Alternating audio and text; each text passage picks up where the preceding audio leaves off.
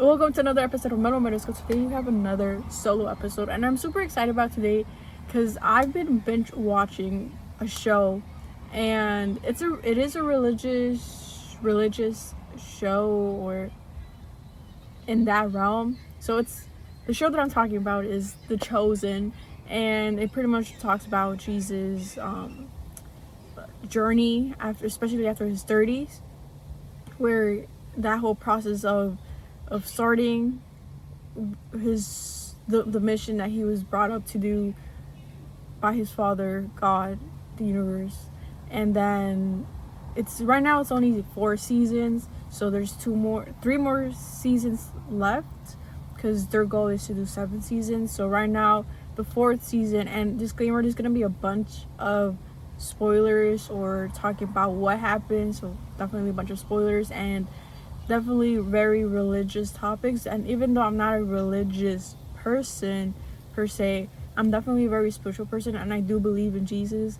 So if you want to ignore this episode, like, it's fine by me, don't worry about it.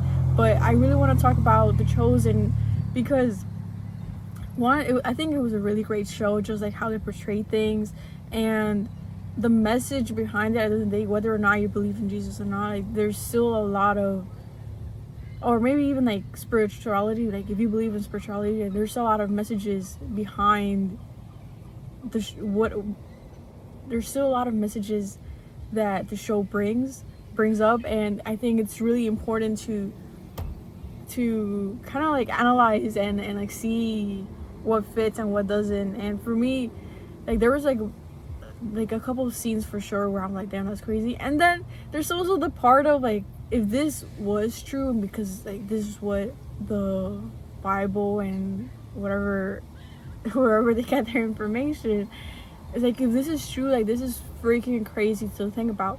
So I feel like there's a lot of things, again, that I do want to talk about the show, and I don't know how am I gonna organize it while talking about it, because again, even though I try to write my notes, I only wrote like the topics that I want, or the episodes I want to talk about, but I didn't really think about how I was going to structure the episodes or each of the episodes. So just bear with me. Like, if you just want to have a conversation about like The Chosen and you just want to hear my opinion, like my thoughts, then like stay tuned. So, you could go watch somebody else because this is all over the place.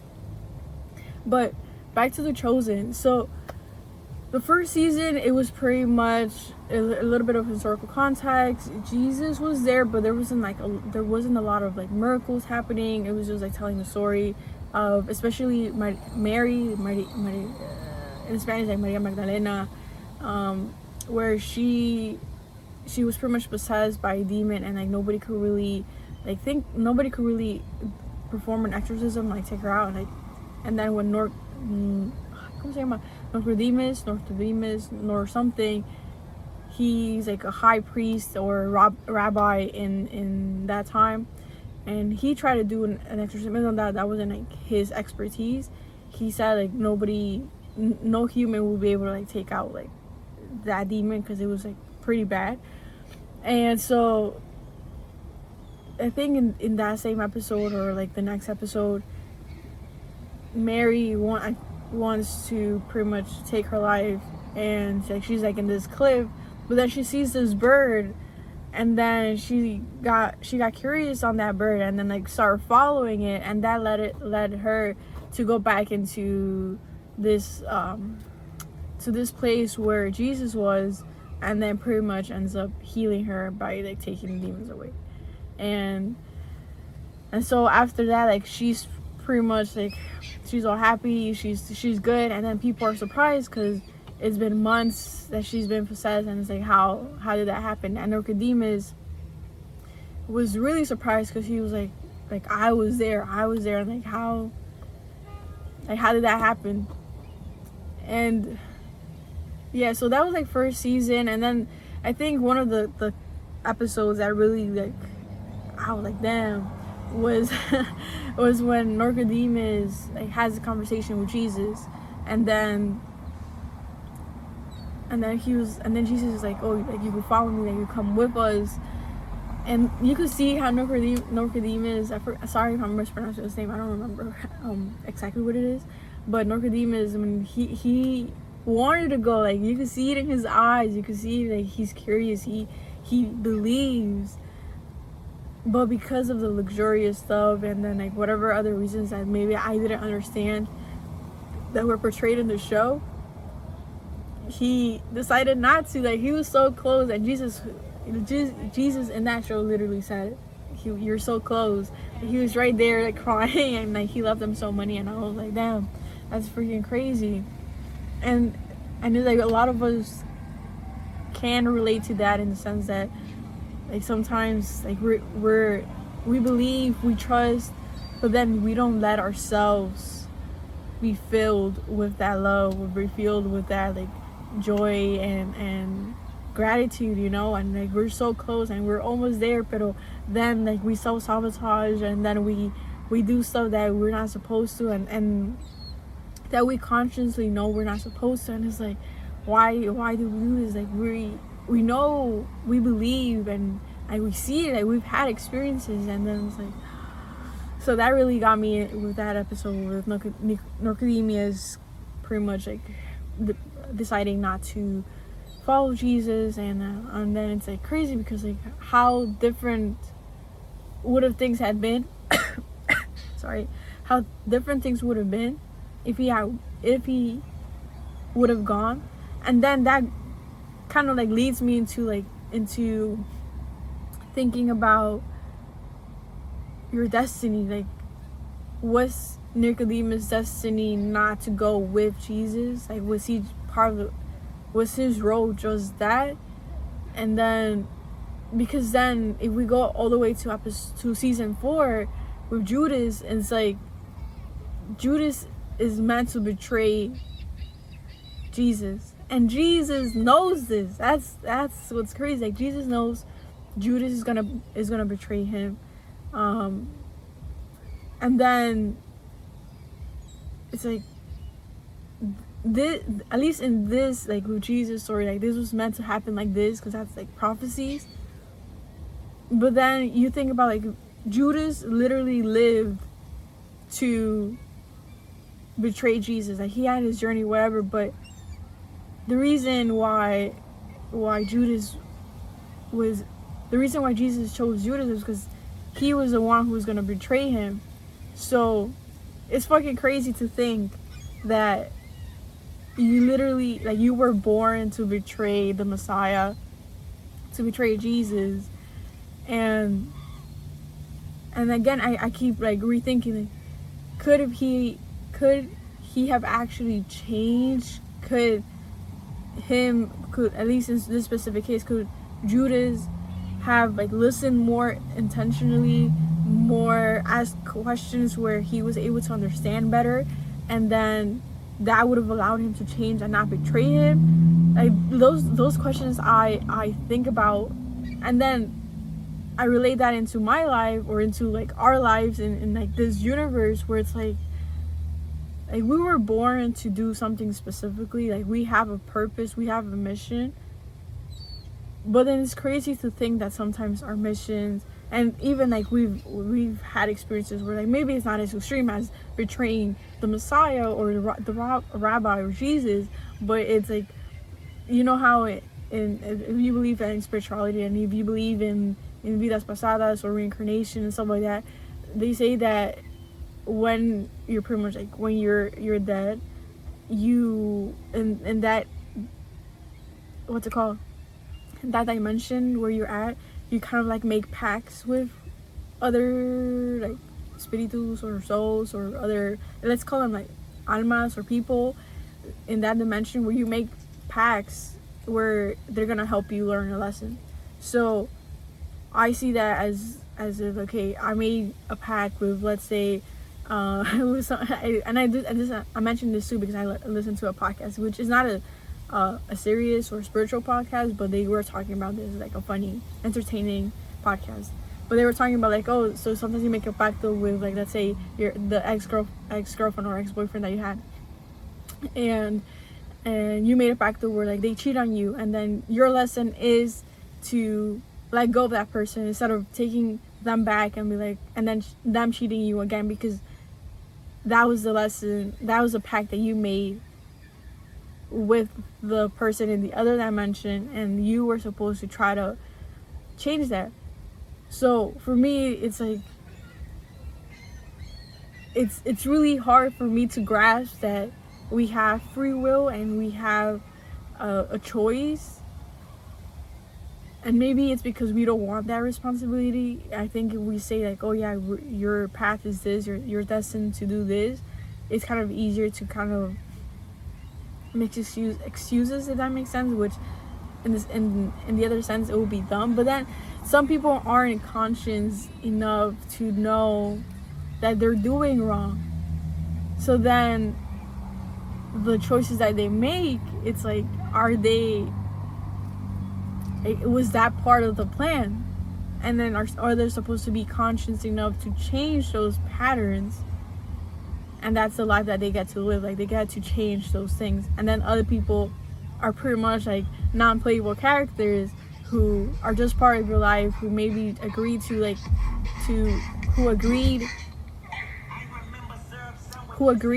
make these pacts and to help you learn your lessons. But then, like, even though they might have their own journey and they have their own purpose in this life, it's just different. And like, sometimes we judge those people where we think like they're not doing enough, but then they themselves have their own mission. And this goes back to Judas, where like his purpose was that his mission. And then I don't know, like there's no real answer to this. It's just me like thinking on how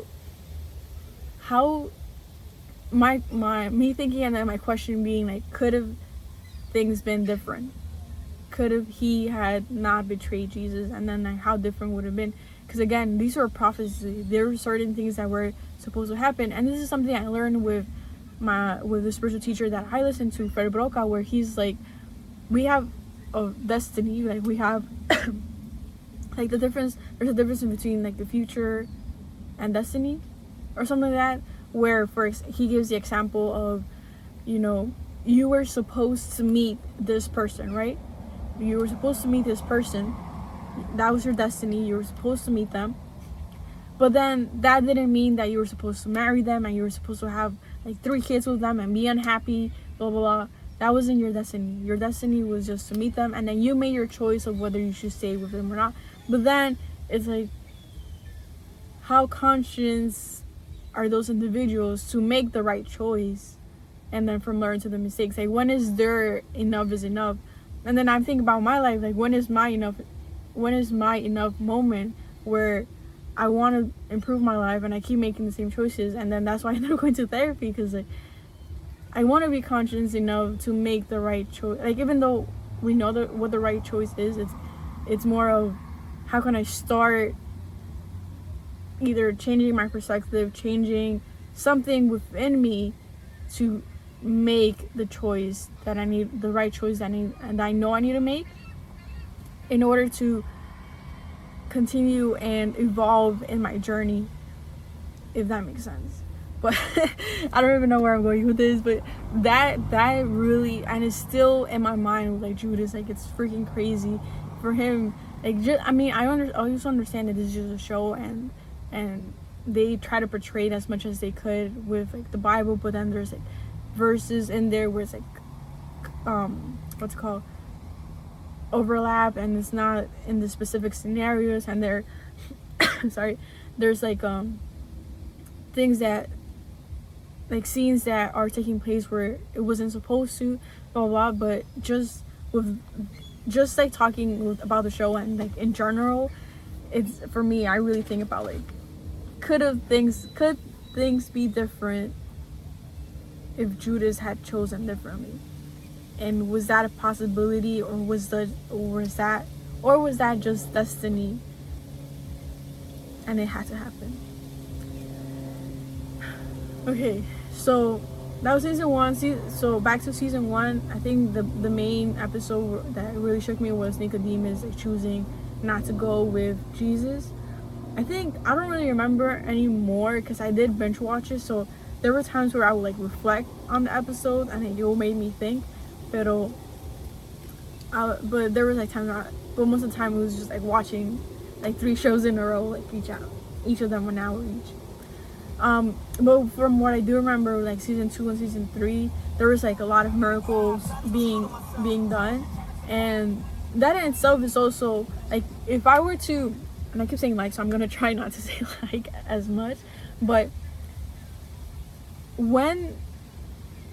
because okay, if that did happen, like if these miracles did happen, and they do occur, like there's also scientific evidence like now in this past like decades where stuff like that, where healing does take place, where healing like just by a touch or by doing some type of like non-traditional therapy.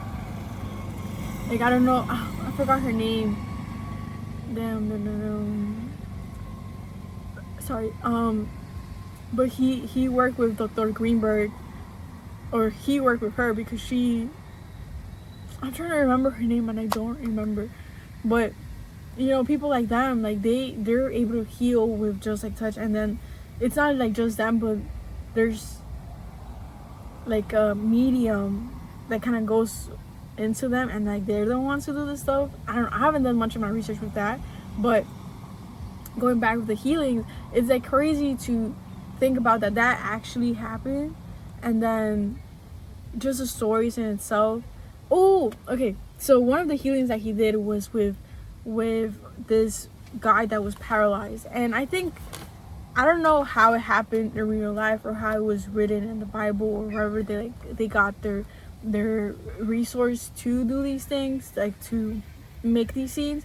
But there was a scene where he was like pretty much doing a sermon, and there was like a bunch of people gathering, and at that point they weren't supposed to, because they were gonna get in trouble and he could go to jail or like get taken by the Romans.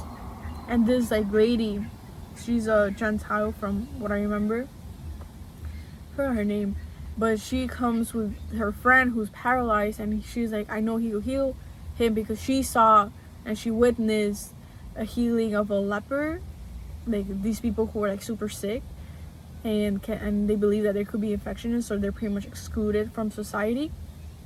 So she brings his friend who's paralyzed, and they make this whole scene. And again, I don't know how true it is, but like if this were to be real, I'm like, girl, you could have done this in a completely in a completely different way, and in a more respectful way. But you know, Jesus is Jesus, so he was like, I love your faith, blah blah blah. But in my head I was like, girl, you literally could have waited until he was done, waited until a night, like another day of this guy being paralyzed. Like I don't think would have affected him, knowing that the next day he would have been able to walk for the rest of his life.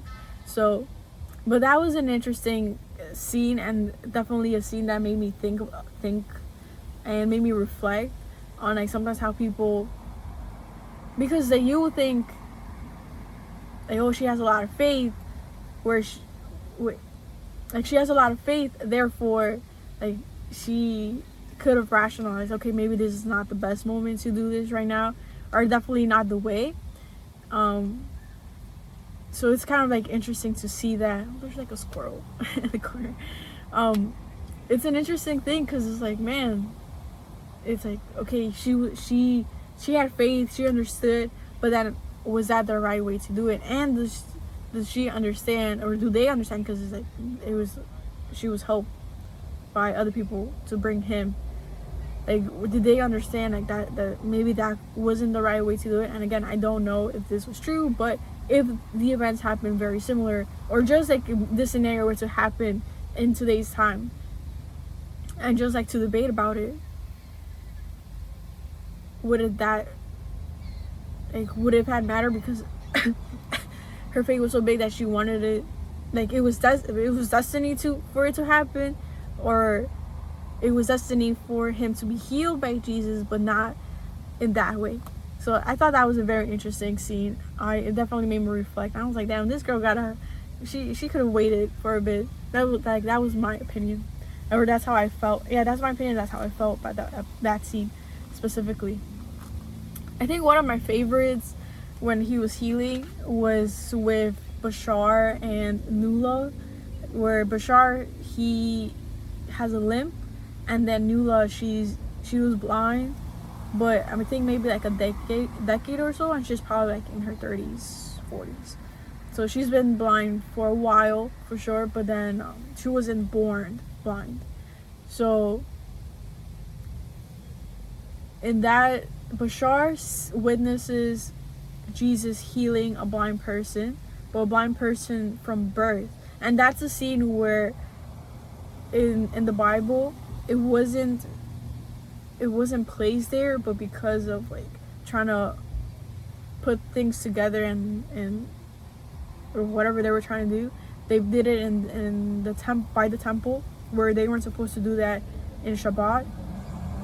And Jesus got in trouble pretty much by the leaders, and then like because there was a whole crowd and there was like discussion between the religious leaders and him. That's another episode. Oh my god, that episode was so sad, but I won't get there yet. But in that same episode, in that scene where he's healing that blind person, Bashar sees that, and then he's like, yo, if he could heal blindness, then he could heal Nula. So after like the whole chaos happens, and it's so sad, after all of that happens, Bashar, I'm pretty sure that's the episode. But Bashar brings Nula to Jesus, and he was like, can you heal her? Like she wouldn't ask, but like, can you heal her? And then Jesus pretty much he pretty much like heals her, and I was like, that was so beautiful, because then she like covers her eyes, and like she's like scared to look, and then like imagine being healed by Jesus, like that's freaking wild. Like, imagine being friends with Jesus, like that's freaking crazy. And then so that scene was really beautiful, because then after Nula is healed, Nula tells Jesus, like, can you heal my friend too? And then Bashar, he's like, no, it's not my time, blah blah, like we gotta take, like, pretty much sink in this moment of you being healed, where you're like being able to see now. And so Jesus I think hugs Nula, and then like hugs Bashar, and Bashar like starts walking with Nula next to her, and he has his like stick, so he's like walking, and then he's like, wait a second, and then his limp is healed, and he starts like dancing and like jumping, and then like I think they teared up. I'm pretty sure they cried, and he goes back to hug Jesus, and I think that was like such a beautiful scene, especially because Bashar's energy is so contagious, where it's like I want a friend like him, like I want his energy, and just the type of friend he is, the energy that he emits, and then I'm pretty sure you'll have fun with him. Like you want to bring him to a party or like in any like social event, because he'll be the funny one. So that was a really nice scene for me. I think I cried, or I think I teared up for sure. I think that was a really nice, beautiful scene. I'm trying to remember if there were any other scenes that I liked, and like comment them if you're for some reason watching this and you've watched The Chosen, like what was your favorite scene? What scene like made you reflect a lot? What scene made you like angry or you didn't agree? And yeah, comment down below. Let's see. So I think that was season 2, season 3, where like the disciples also had to like go into their own missions. And imagine being like my brother tells me, like, yeah, there were the disciples of Jesus, but then even afterwards when Jesus died, like they were persecuted. So like, yeah, it was like really nice to be a disciple of Jesus, but then like, they also had to suffer a lot, and there were a lot of consequences and not a lot of good ones because of following Jesus. So but just like imagine like taking on these lessons, being able to see the miracles firsthand. I think that's another thing, and then I guess that could lead to like season 4, because like the teachings of Jesus was you gotta believe in me, you gotta believe in the words that I say in my Father, you gotta believe in him. And if you believe, you'll pretty much like be allowed to go into like heaven. I believe that's what it is. So I think it's like very interesting, because in season 4, I think it was episode 5 or 6, where he's talking to his mom Mary, and sorry, and he's talking to his mom Mary, and pretty much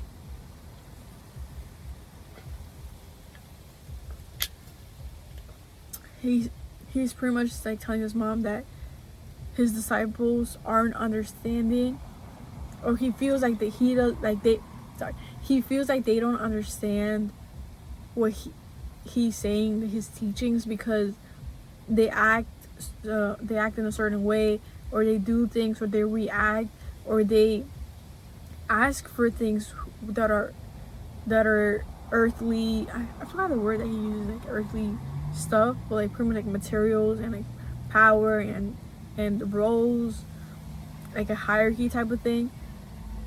But that's not what his teachings are about, and that makes him feel like they don't understand, and that this human desire of these things aren't allowing them to understand his teachings and to truly live by his words. And maybe it's not like as strict as those religious leaders and that like during that time, but it's just like them. I don't know how to explain it, or I don't know if I'm trying to say what I'm trying to express, but that episode really made me think about us, like now, where a lot of us want those material stuff, and maybe in some of us like extreme ways, and others not in extremes, where like we just want more money and we want to be good, and we don't want to be surviving all the time. But then are we truly following, maybe like if you're not religious, like maybe not even like following or believing in Jesus, or like in a religion, but you know, like things in el mundo espiritual, sorry, in el mundo espiritual, in this spiritual realm, where it's gratitude, loving yourself, knowing who you are, following your excitement, your curiosity, and doing things that you love, and instead of doing sacrifices that aren't making you happy, like working a 9 to 5 where you extremely hate, but you know you love, I don't know, playing the guitar, and you want to start creating music in a band. And the reason you don't want to do that is because it's not stable, there's no stability in there, you don't know how much you're gonna make. But because of those fears, you choose this 9 to 5 where it's not fulfilling, and therefore not living your purpose. And again, that made me think, sorry, there's like a truck in the park. But that's where it made me think, because like a lot of us fear, and then sometimes like we just want to start healing, but in reality we're not taking the action and doing the things that excite us and that we're curious about and that we want to see, but because of fear we don't do. And then maybe that's another episode too, because there's like people who know what they want to do, and they have that curiosity, have that they know what their passion is, but because of fear they don't do it. But then there's others like us where it's like, I don't know what my passion is, and I don't know what excites me, and I have to figure that out. But it's so hard when you don't even know what excitement is, and follow your curiosity is. But going back to that scene, it's like, it's so interesting. For me, it was kind of like an inside, like a light bulb moment of like, it's true.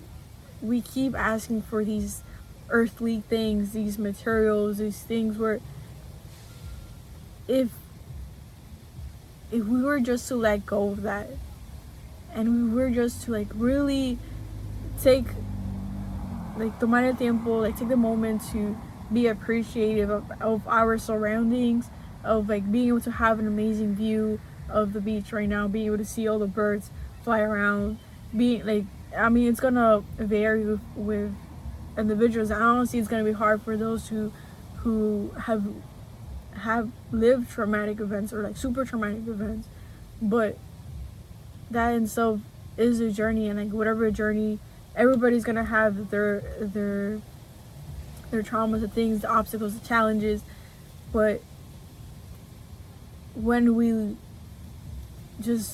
just present in the moment and we just see the trees, we see the people, like how fucking crazy it is that at least this tree that I'm looking at, imagine how many years it took it to grow this big.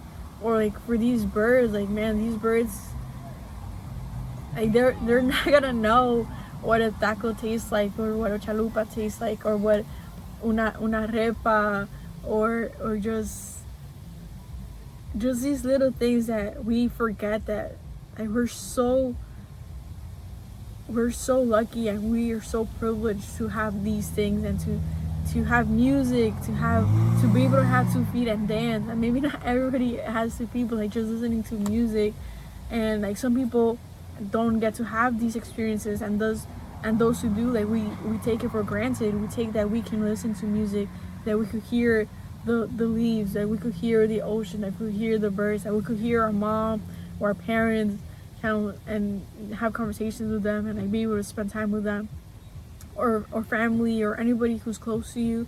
And like we forget those little things, and it's like, man, we're here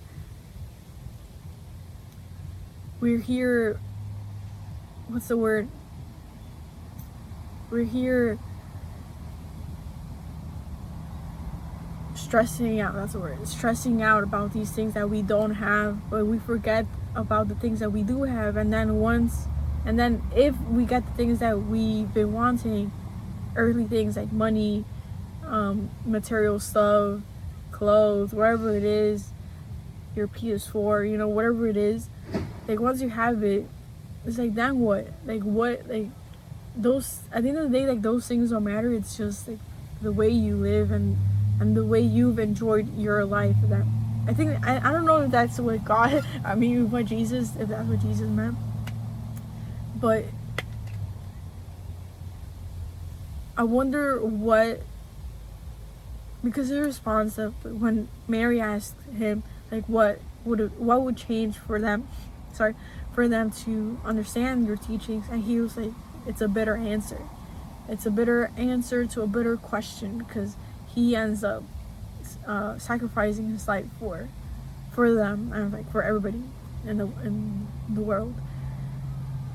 And so it's like very deep like thing, because even now, and I think that was another episode I was gonna make, where if we were to maybe some don't believe in Jesus, but like just the general teachings of spirituality and all that, like if we were able to actually do the thing and like, actually believe and let go and live the seasons how they're supposed to, like sometimes there's ups, sometimes there's downs, but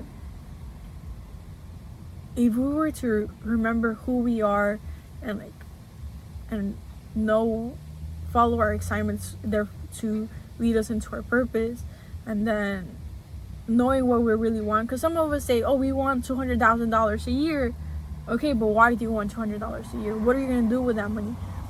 Do you know the type of lifestyle that you want to live, and are you willing to do the things in order to get there, which is also in a way following your purpose? Or because then also whatever you do is like a byproduct. Money is a byproduct of whatever you do. So you could see there's a lot of people, you just like scrolling Instagram, and there's like people who are selling this jewelry, is that how you say this jewelry? I saw like it was like this burger necklace, this burger bracelet, and for me, I'm like, who would buy that? Like, that's not my taste. Mine's very simple. You can see I'm just wearing black and jeans, but there's people who buy that, there's people who like that, and And that's the awesome thing, because she followed her purpose, she followed what she liked, and her authenticity and her taste are gonna be is gonna attract others who are into those type of styles, who want to wear like a burger bracelet, you know. And so if if we follow our purpose, or just follow what we think excites us, it's gonna lead into money. Is gonna be a byproduct of that. And then if you want more, it's like you get to do other things that allow you to create more money. But you're not making $100,000 by scamming other people. You're making $100 because you chose the path that was for you, and you didn't you didn't force anything. You didn't work this 9 to 5 job where it's always sacrifice, where you always have to work all the time, and you don't have time for your friends, you don't have time for your kids, you don't have time for your families, and you're making that money out of like, for what? You're not enjoying life. And then you turn 40, you turn 50, and it's like, man, what did I do with my life? And that's probably another episode, because understanding this is also hard.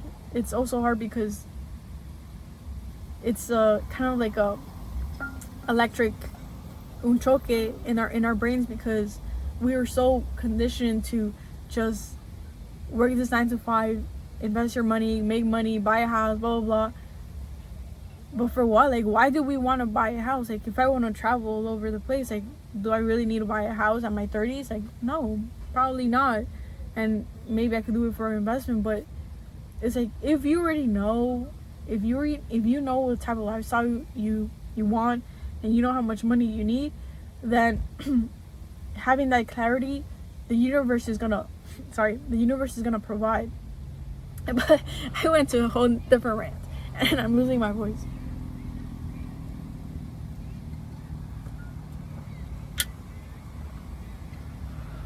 But again, that episode really made me think. I'm like, damn. And this past month, I've been in another funk where I'm like, damn, like, please guide me. But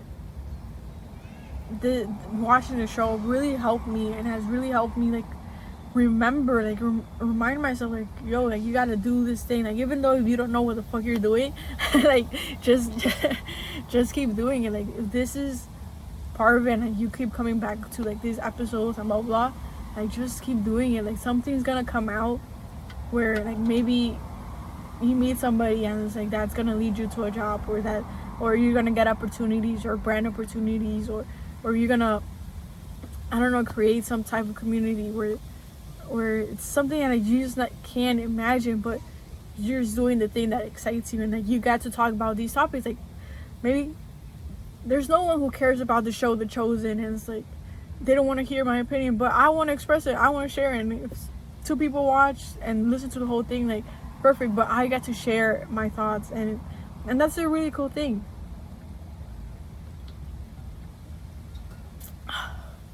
But yeah, let's see if there's another. Ooh, okay, so there's another I'm like all over the place, I'm so sorry.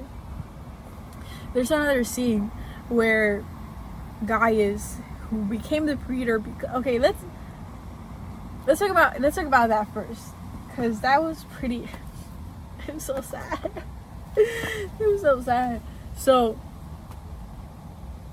during that time where Jesus healed the blind person by putting mud and spit into the mud and putting it in his face, in that scene, because like everything got crowded and people were like all over the place trying to, like, I don't know why they were like that, because like, one, what exactly are you gonna do, like, beat Jesus? Like, there's I don't know, I thought that was kind of stupid. But because of that, the preacher, which was Dominus, he got mad because like the things weren't under control, and because he wants that status, that role, that he wants to go up the hierarchy, he's gonna look bad if he doesn't have things under control. But because of that, like, he gets very crazy, and at some point, like, lo tiraron, like, they threw him to the floor. I swear I thought they were gonna beat him up. That would have been so funny. But then he takes out his sword, and then obviously, like, people start, like, panicking. And then they start going away. So while that was happening, Thomas was looking for Rayma, which was gonna be her fiance. And while he was looking for Rayma, like, he was, like, looking in the crowd, like, Rayma, where are you? And like, then he sees Rayma, goes to her, and this is like the stupidest part ever. Like, I don't know why that scene was meant. I'm sorry, I got, like, boogies. Sorry. But he goes to grab Rayma, and I don't understand why they did this scene like that, but he goes to her, grabs her hand, literally, and this is where I don't understand. He goes straight to Dominus, pretty much, like, pushes him. Obviously that gets him mad, and then he's in a reactive mode right now, so he fucking stabs his sword onto Rayma, and then, like, Thomas kind of, like, stops and then looks back, and then Dominus takes out the sword, and then Rayma's like, and then Thomas is just, like, shocked. Rayma falls onto the floor, bleeding. Dominus is like, oh, I really fucked up. And then, like, Mary comes. Thomas, like, reacts after a while, after a few seconds, and it goes through him, and, like, starts crying, obviously. And then Jesus feels that, like, oh, shit, something happened. And then he goes to them, and he's like, I'm sorry, blah blah blah. But at that point, Jesus had already brought someone from the dead, pretty much, like this girl who was really sick, and because of the faith that the guy had, like, if you believe, like, it's gonna happen, so he brought someone up from the dead. But nobody knew except for, like, 3 disciples, so Thomas didn't know. So pretty much, like, Rayma was dead, and Jesus couldn't do anything. And so that was a really sad. That one I know for sure I cried, because I was like, damn, the love of your life being taken away. And yeah, man, that was a really sad scene for me. I was like, damn. And not even it was a sad scene, but it was a scene that made me angry. It made me so angry, just because of, like, how they portrayed it in the show. Like, maybe for sure that probably didn't happen that way, and, like, things happened very differently and probably made more sense. But in this scene, it was like he literally, like, in this scene, it was literally Thomas' fault. Like, tell me if you agree or not. Like, was this Thomas' fault or not? Because I say it was. He literally went to him. Like, dude, why would you, like, pegarle a alguien with your shoulder? To someone who has a fucking sword. Like, that's fucking wild. Like, you're wild. You're crazy. But again, I understand that it didn't happen that way. And, like, maybe I'm saying stuff that doesn't make sense. So disclaimer, this is just me thinking out loud. This is just me stating what I think in this September of 2024. Things can change. Maybe I saw things differently. You don't say it, but for now, like, this is what I think. So don't come at me a year or 2 years later where, like, things could have changed. So, and because I also haven't read the Bible, so this is just me talking about the show. But yeah, that was a really sad scene. So going back to Gaius. So Gaius, I think I'm saying Gaius. I think it's Gaius. He becomes a preacher, and he has a son he has 2 sons. So one with the woman he's married, and one with, like, who was the maid, pretty much. And, like, so I forgot how you say it in English, but so the son, like, they don't say like, they don't no lo nombran, like, they don't name him as a son, like, because it's not legitimate.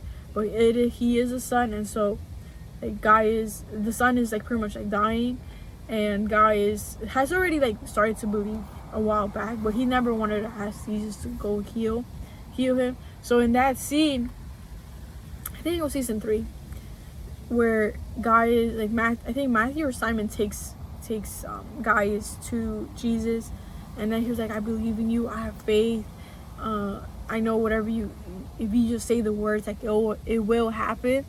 And he pretty much like converts there to that religion, because he starts saying like shalom and shalom shalom, stuff like that. And he's like a really nice person, at least in the show he's like a really nice person. So when he did that, like he was like, go home, like, because you believe, like, it happened or something like that. So that was a really nice scene, because it showed like the faith of guys, and how he being a Roman believes in Jesus. So it's something that's not expected from the Romans especially. So that scene was really nice. And then like when he went on his way back, like he bought like stuff for his children, for both of them. And like when he gets there, like the wife was like, oh, he's healed, and he's like, I know. And then like it was like a whole happy family. So yeah, that was really nice. That was a really nice scene. That was a really nice episode. Oh, I'm trying to remember, because we're already at minute 47, guys. We're in minute 47. So I'm trying to remember if there's any other scenes where like it really made me think, or anything that pops into my mind right now. Trying to remember, because then so going back to Thomas and Rama, when freaking Thomas sees Jesus like, bring Lazarus back from the dead, that was so soul crushing. That's so crushing. Oh my god. I wanted to give him a hug. That was so sad.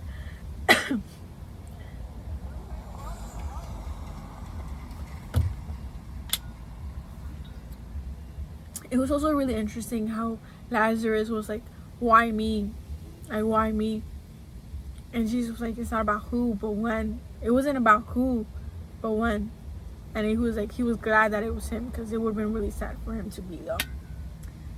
to actually die. But that was an interesting scene. Squirrel. It's like a squirrel here. But that was an interesting scene. I was like, it's not about who, it's about when, but I'm glad it was you. Because yeah, that scene where like it was so soul crushing to see Thomas, and then like for him to like still believe in Jesus and to still follow him, because it would have been really, really easy to just like there's one where like you gotta grieve and like be angry, but then he could have chosen to just leave completely and do what the dad of Raymond did, where he started speaking bad about Jesus and like wanted to get him prosecuted. So yeah, that scene, and like the faith and like the trust that you have to have on someone, where like you don't like Jesus was like, you're not gonna understand things now, but you'll understand them in the future. Like, damn, you gotta have a really like a trust that maybe we ourselves don't even understand. It's crazy. But it's kind of like that, and I just heard that yesterday, was like, don't ask why it happened, but ask for what, like para qué. Because sometimes again we don't understand why things and why things happen the way things do, but para qué, like what's the reason? That's really like, what are we supposed to learn from this? So that was an interesting scene. Trying to remember any other scenes before I end this episode. Again, comment down below, what was your favorite scene of the Chosen? What was the scene where you like, it made you angry? What was the scene that made you cry? What was the scene that made you reflect? It gave you like a light bulb moment and an insight, or it just made you like relate to, or it kind of like it was a message you needed from the universe. So let me know what you thought about The Chosen. I'm still trying to think if there was anything else. I think there's one more where like with the Romans, with like But I'm trying to remember what happened at the end of the sea. Okay, so last two more scenes. Sorry, I should have blown my nose before doing this episode. And I'm sorry I had to say that. And I'm not gonna edit that part either because I don't edit my videos. But there's two more scenes. The first scene was when, I think that was also season 4, like episode 4 or 5, where they were walking, like freaking John died. Like they killed him. That was so sad. I'm like, damn. But like they believe that you have to have the trust, that you have to have, like, this is your destiny, but it's for a bigger cause. Like, that's fucking wild. But I think when they were gonna go to this like place where they did sacrifice and stuff, like, it wasn't anything that Jesus believed, but when they got there, like, this is where he was like, this is where my church is gonna be built, or something like that.